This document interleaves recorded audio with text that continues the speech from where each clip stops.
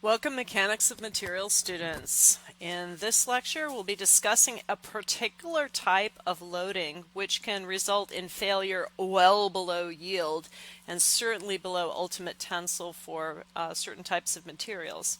And that is cyclic loading, which is what you'll get when you have any kind of vibration, which is pretty much going to be pervasive for almost all applications, but more severe for some than others. Real applications that have cyclic loading, rotating shafts. Nothing is perfectly uniform, so when things rotate, there'll be a certain amount of off-axis vibration. Wind loading, so buildings and towers that have wind blowing past or something that's immersed in flowing water will vibrate. And certainly anything subject to a live load, a regular live load like traffic, will end up having vibrations. So from our standpoint as mechanics of materials designers, the important thing we need to remember is we have a whole different criteria to look at when we design against fatigue. So as soon as we know that a part that we're designing or that we're evaluating is subject to cyclic loading, we need to think beyond just, is it below yield? I have enough stiffness that I don't deflect too much? Is it below ultimate tensile? Are there stress concentrators? All those things still apply. But on top of that, we need to look at the characteristic of that cyclic load. And most cyclic loads, it is fairly safe to approximate them with some kind of sinusoidal periodic loading. So when you look at that cyclic load, you can look at it in terms of its amplitude and its average value. So we're getting into here important things about fatigue. And fatigue, not to get too far into this, is defined as the type of material failure that is specific to conditions of cyclic loading. It is actually due to a very specific and somewhat complicated mechanism of failure at a microstructural level. And it has a lot of different factors that can affect it, including temperature, chemistry, certainly the microstructure and the exact components of the material itself. But from a design standpoint, all of that behavior is lumped into a cycles to failure and fatigue characteristic set of test parameters. So basically, we don't get into that here. We rely on the test data where someone else has established that, and then we use it intelligently, and it's that last part that we're going over. So 3 key things, 3 that you need to know about fatigue once you've identified the fact that you have some cyclic loading. First of all, you need to know what material you're working with, because fatigue life, fatigue behavior is very material dependent. Next, you need to know the stress amplitude. So if you have your cyclic loading stress versus time, your sine wave approximately, stress. So your amplitude is the top of your sine wave and the bottom, so that's amplitude. And then you need to know the average, and in this case you have a balanced load, so the average is actually 0 stress. You could have a case where the average is all compression or all tension. And those do not behave the same in terms of the number of cycles of a given stress amplitude that leads to failure. Not surprisingly, tension is worse. And balance, tension, compression is, sometimes can be as bad or worse than tension. But again, that's something you would need to know when you are consulting your fatigue data. You need to know the material. The data will generally be presented in terms of stress amplitude versus the number of cycles to failure. And then inherent in the test data will be the average stress. So you look up some kind of amplitude versus cycles to failure for material XYZ with average stress PDQ. So you won't always see average stress. You'll need to make sure that maybe if you're looking it up in a research paper or a handbook that you find what average stress that that your data is specific to.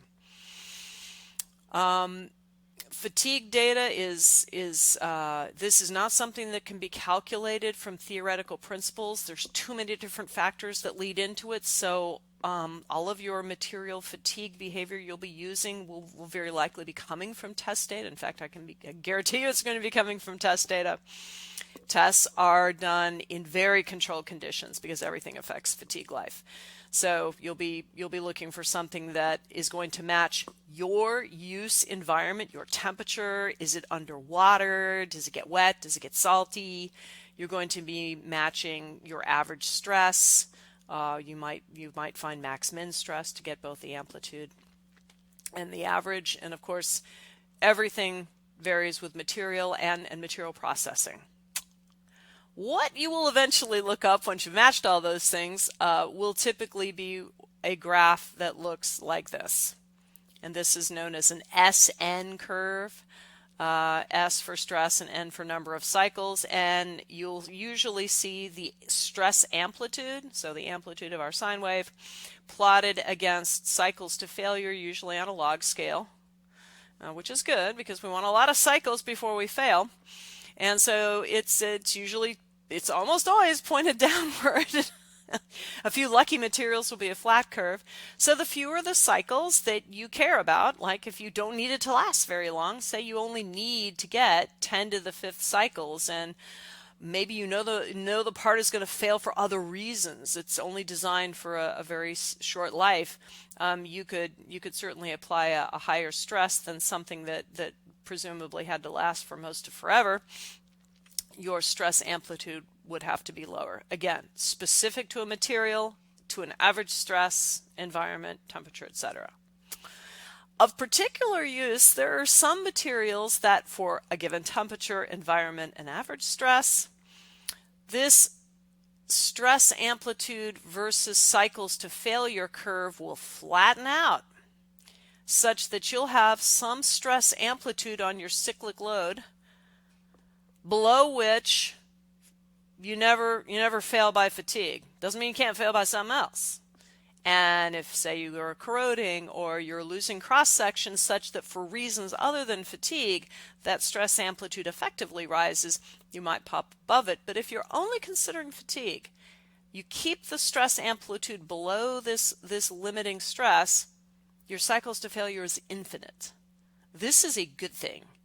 This is known as a fatigue limit. And if you use a material that exhibits a fatigue limit and you design it such that your stress amplitude of your cyclic load is like, say, down here, like they'll call it sigma B, you can use that thing, you can put that material into service at that stress amplitude, all other things being the same, assuming we've matched the parameters under which this graph is valid. You won't have to worry about fatigue for, like, presumably ever. So situations where you really don't want to go change things, or you can't inspect them to see if a crack is growing or something like that, it's very advantageous to use materials that exhibit a fatigue limit. Unfortunately, some of our most useful, highest strength to weight materials like aluminum do not exhibit fatigue limits. There is no stress amplitude for our cyclic loads below which we will not ultimately fail due to fatigue alone, which is kind of bad for those of us who need to use aviation. But if you're designing a bridge or a tank that's going to sit on the ground, or maybe some kind of structure that is not going to move, using a material like steel, which does exhibit a fatigue limit, is a great choice, especially for something like a building or some kind of structure that doesn't have to be weight limited, but is definitely going to be subject to vibrational loads. So fatigue limits are excellent tools to keep you from failing in fatigue, provided you keep that cyclic stress below the fatigue limit. Generally, steel's better than aluminum, but again, everything depends on the environment, the particular alloy, particular material, and the average load. So that is it for our whirlwind quick discussion of failure by fatigue. And this is something again that you will see in design considerations. If you have a design project for this class, you might be told specifically there's some cyclic loading and its nature, and then that might factor into your choice. So that is it. Thank you.